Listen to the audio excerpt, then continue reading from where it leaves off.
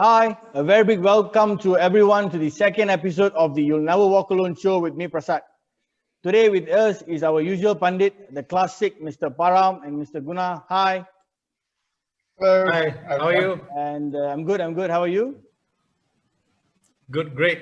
All right. So today we have, as you can see, we have quite a lot of new faces. New faces to the show, but they are a pretty old timer to support Liverpool. So the main man today, our legendary pundit, Mr. Kalai. Welcome to the show. Hi guys, how you guys doing? Good.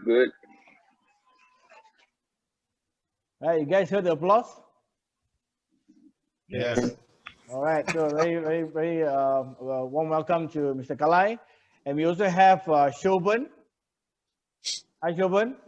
Apparently, Hi, he's the first non-Liverpool member to this show. He's sadly supporting the red half of Manchester. I don't even want to say their name anyways. And we have Sharwin, another Liverpool supporter. Hi guys. Hi, Sharwin. And Hi guys. Hi. Hello. Darshan is live and direct from the US.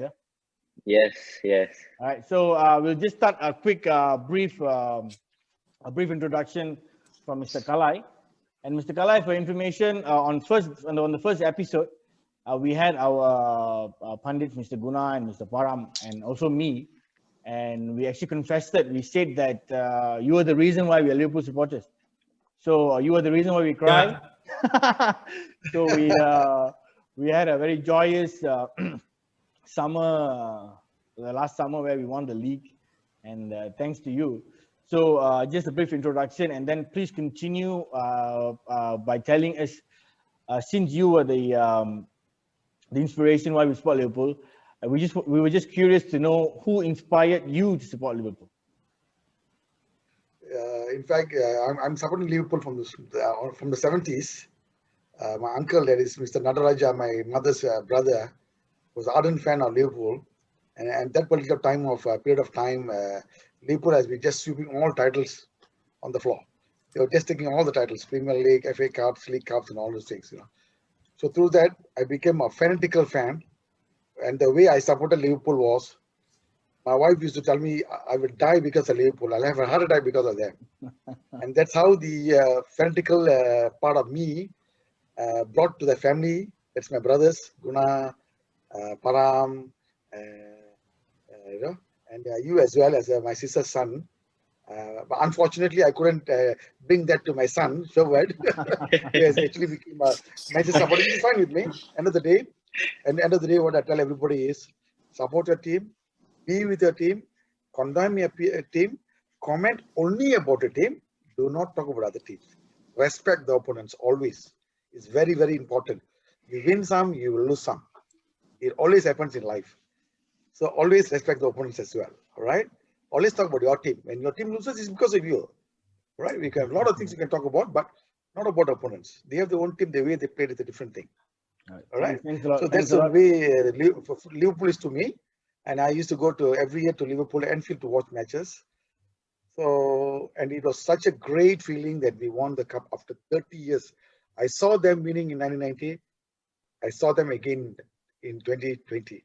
Wow. After 30 years. We are glad that we won. And let's move on to Shoban. A quick introduction of yourself. Hi, my name is Shoban. As you all know, I'm a die-hard United fan. And I'm the only one in my whole family as a United fan. So don't you feel like you're actually walking into the lion's den now? kind of scared now, kind of sweaty, kind of feel hot now. But yeah. Okay, thank you, Shoban. Okay, Darshan, quick one. Sharwin, quick one. Go, Darshan. Okay. Hi, I'm Darshan. Well, currently I'm not in Malaysia now. I came to pursue my studies in US. I'm also in the golf team, but yeah, I'm a real diehard fan of Liverpool. Thanks to my dad. Yeah, that's about it. All right, thank you, Darshan. Sharwin. Hi guys.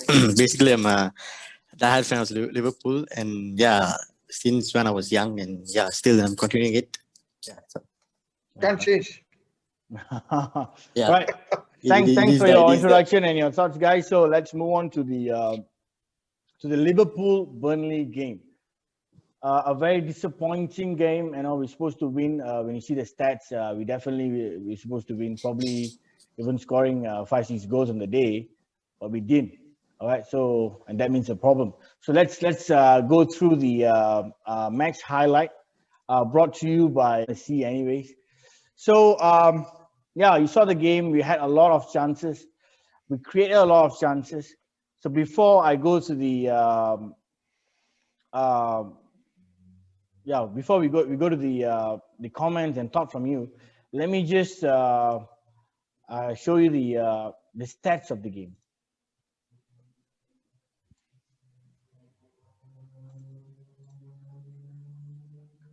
Right. So this is the incredible stats. We had 27 shots on goal, 6 on target, 72% possession, 600 plus passes. Right. Pass accuracy was quite good, 85.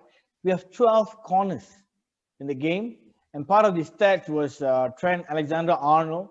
Okay, he attempted 18 crosses in total of that, only one game, and very surprisingly, none was completed.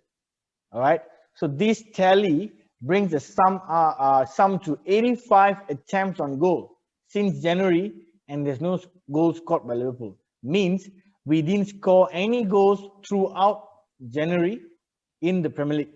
All right, so this means it is the worst ever goal drought in 20 years for Liverpool. All right, so your thoughts on the game first, Mr. Kalai. That was a game we should forget, but anyway, and as what I'm was telling, the rot started from the game against West Bromwich Albion. This is where the rot all started off.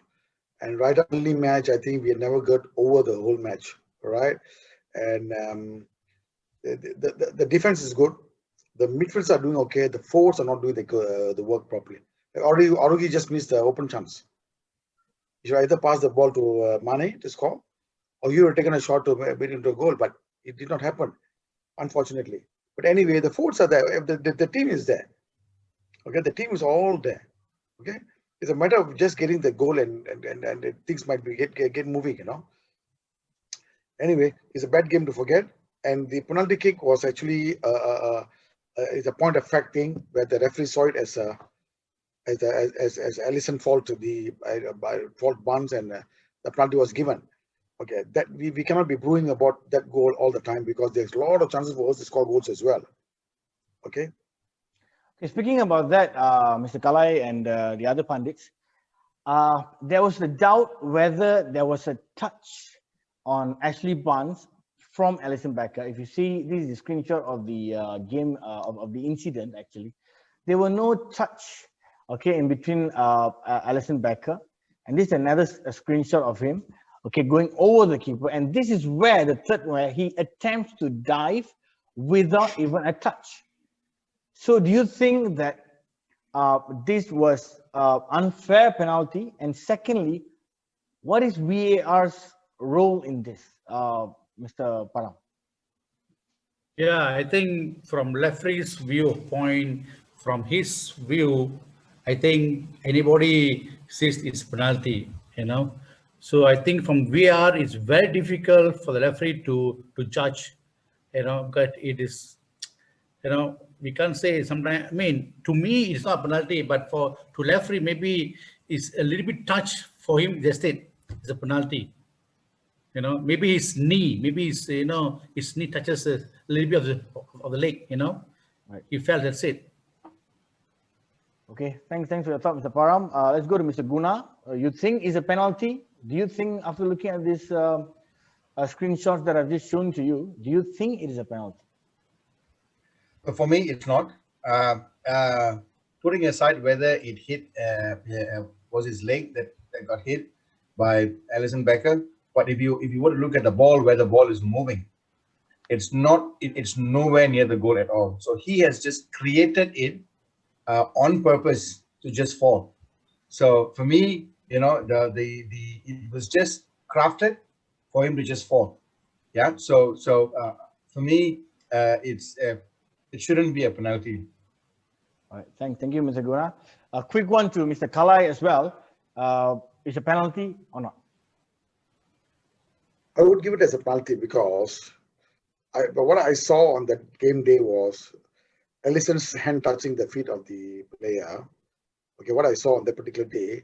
And you must also always think there's 2 points of things in any game for the matter. There's a point of law and a point of fact. A point of law is something we use from book. Like if the ball touches the hand, if your hand is raised up, the ball touches your hand, it's a penalty. That's a point of law. Okay, the point of fact is what you see. So what I see and what you see might be two different things. And that particular moment, two people who was supposed to see the ball, that is what the VAR and the referee. And they saw it as a penalty. And it was given as a penalty. All right. I felt it was a penalty. I just felt it was a penalty. Even though I'm a Liverpool fan, but I think it's a penalty. But anyway, it's a soft penalty to give anyway. It's a very, very soft penalty. But if there was no VAR, maybe it might not have. If it's another referee, it might not have been a penalty. Might even be a yellow card to Ashley Barnes for diving. Speaking about the current slump of forms by Liverpool, there was certain group of people from the set of supporters. They actually came up with this hashtag called Klopp Out. Okay, there were certain sets of supporters. They were putting a hashtag kind of. They say that they support the hashtags is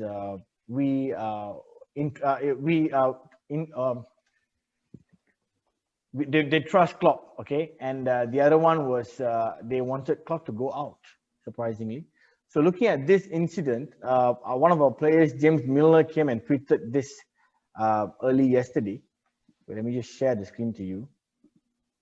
Okay, he actually tweeted this on his Twitter page. It says that "You'll never walk alone" is more important than ever right now. No good comes from feeling sorry for ourselves, and excuses won't help. It's on us, all of us, to fight our way back. We are at our strongest when we are one force, players and supporters together, unity in strength. So this is what James Milner actually tweeted the other day after seeing the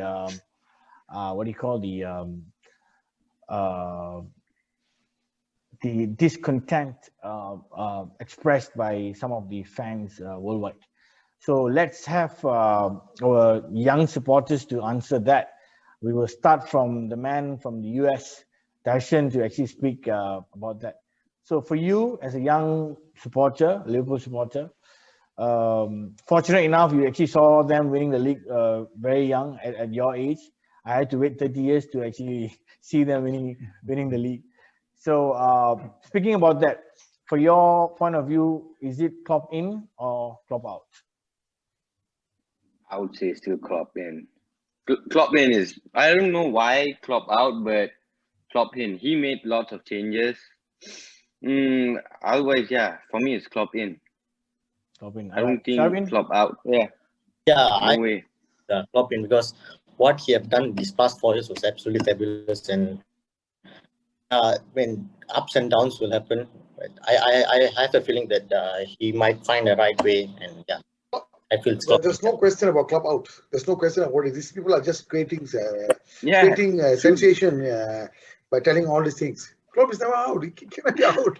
Okay, just last 4 games you say he's out. Okay, You see, like for example, Chelsea, they bought a lot of expensive players. So what happened to them?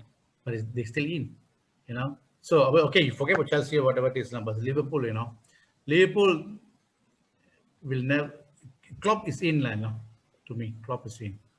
Okay. I mean, what chance Milner mentioned in his tweet, it's definitely what Liverpool is made of. Yes. It's about the fans, it's about the team, and they keep on giving us this insulin of excitements. So definitely Klopp in for me. I mean, speaking about the fans, which in our language, we say the 12th man, right? So is that probably the lack? Is that what Liverpool miss now in Anfield especially? The 12th man is very, very important. The 12th man is very, very important for us because we made things happen. Against Barcelona, we made things happen. That was our 12th man there. Do you know the match against AC Milan in the 2005 Istanbul. Champions League finals, when we were down 3-0, when the players went halftime into the dressing rooms, and there was this crowd singing songs there as though they were winning, singing the song "You Never Walk Alone." Yep. In the stands, when it was shown, people who don't know about football will be thinking the Liverpool leading by 3-0. But they were down by 3-0, and these people are still supporting these guys. No, if you see the people- video, you will get so emotional on it. Yep. No, And people they came might, back, and that was the 12th man we need. yeah, people That's the might 12th even man we think need. people might even think that Yes. You'll Never Walk Alone is a song for AC Milan instead of Liverpool. Exactly. But it was Yeah. actually for Liverpool, and they came in and they did something, the miracles. But that is why I say, but even now, what we should tell the players is the 12th man is always there behind the screens. We are there to support you guys. Remotely. But it's just a matter of time, like. It's a matter of time for them to come back and get things rolling again. Right. But speaking about There's the another current- miracle is coming for Liverpool. Yeah, but speaking about that, yeah, we like the stat that's against Burnley proof, even against the Manchester United proof, that we created a lot of chances, but we did not finish. Okay, means that the other stats was very close to forget. We played the front three, Mane, Salah, and Firmino, played 1,800 minutes, over 1,800 minutes together, and they only scored 2 goals in total. That is, I believe, alarming. That's what we spoke back in episode 1. Yeah, looking at the stats, we can see that the midfield, despite having a injury crisis to the defense not a problem for us at this moment. But I would say there's quite a lot of issues finishing. The top 3, the guy behind me here actually, is not performing. It's not performing. We can create a lot of chances and a lot of things, but again, goal is what all matters.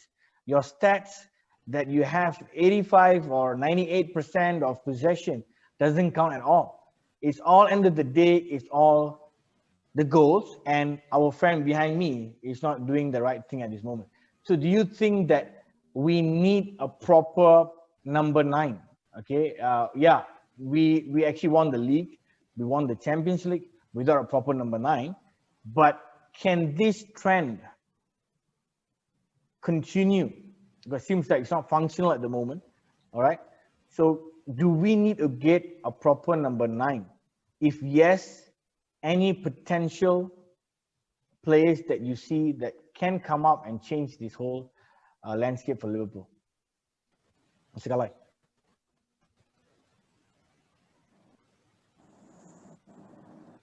Mr. Kalai? I think we have got a couple of players here. We got a couple of players who I can name now, like Grealish from Aston Villa and also Madison from Leicester. Mbappe will be a good player to come in, but he's a known player. So Liverpool always gets players who are unknown, And make them, make them big and sell them off, you see. Liverpool has always done that. You have a bunch of players, nobody knows Salah, nobody knows Anderson was bad. Anderson obviously leaves the club 2 years back. We have players like Firmino who came in. Okay, we have players like Mane who was in Southampton. Van Dijk who was known but not as big as what he is known now today. And every single player who is in the team, nobody knows them. Today they're all big. Okay, man to man, if you look at Manchester and you look at Liverpool, man to man, you have Rashford on that side, you have Pogba on the other side. Who have we got? We don't have anybody name part of it, namesake. But the way we played against Manchester, we had the total Manchester on the defense. But yes, we couldn't score. You know, so I think Grealish is a fantastic player. Madison from Leicester is a very good player as well to get in. These are 2 players which are actual name to come in and take the control of the midfield, and also they can start scoring goals. Mr. Guna, your thought on that?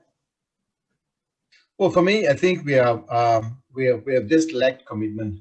We have just lacked that decision making when it comes to the forward, because I think everybody is playing well, still playing well. We're just not converting it. And if you look at the number of passes that came in and so forth, and the way that they have actually, it was on target, but it was straight to the keeper itself.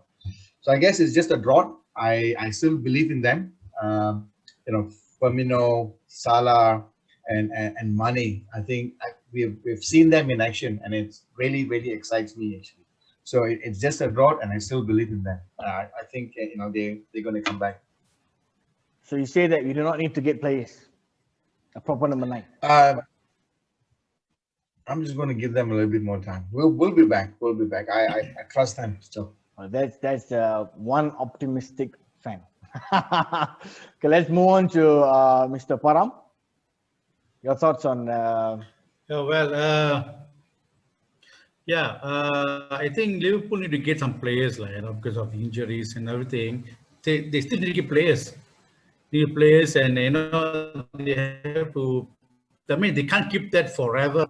So they need to get a few players. They need to try it on, So get a new family member inside, to play. Any suggestion? Any players that comes in your mind? Mape, as what I said in the episode, Mape will be a good buy, but as Mr. Kala is saying that we don't need any known player. So well, it's up to Klopp, he will know which player to take and to put in and win the title. So I still believe in Klopp. He is a good strategist. Right. Thank you, Mr. Kalai. Sharvin and Darshan, quick one. Just name me one player that you like to see them play for Liverpool. Erling Haaland. Dortmund guy, all right. And Darshan? At the moment, no one. I think our squad is good enough. It just need a couple of time. Probably rest. We've been playing like so many games like this month. So just rest. Yeah. For some reason, if that same question posted to me, for some reason I want Messi to come to Liverpool. All right, I don't know whether it's gonna happen. All right. I think just for I mean, as a club, definitely as Liverpool, but I see. You know why? You see, if I would have till today, I used to tell everybody this thing. I've never supported a player in my life, right? I've never supported a player, but last 8 years, I've supported only one player, and that's Messi. Yep. Because the way he played was fantastic. The way he has played is just. I watched him play in a new camp. I was there, watched him play. He's unbelievable today, right? But unfortunately, I do not want him to come to Liverpool because I don't want people to talk about us. We brought in Messi, so these guys are winning the Premier League. They are winning the Champions League. It's not about winning. Winning is number 2. Get your own team, like what we have done for this. This team which Klopp has made and won the Champions League and the Premier League is a team formed by Klopp. With players, unknown players who have come in. Salah went to Chelsea. He was in Chelsea. Salah was in Roma. He was in a few teams before he came to Liverpool. And he's known because of Liverpool. Firmino and all these players who I was talking about just now. So, let's have this kind of players. Bring Madison in. Or bring Grealish in. Grealish has not won anything. Bring him in. I'm telling you, he's going to be a great player. I've seen Grealish playing. And he's a fantastic player. Bring these kind of players. In fact, a lot of people ask me, hey, Kalai, you love Messi. Why don't you want him to come live? I said, no, I don't want.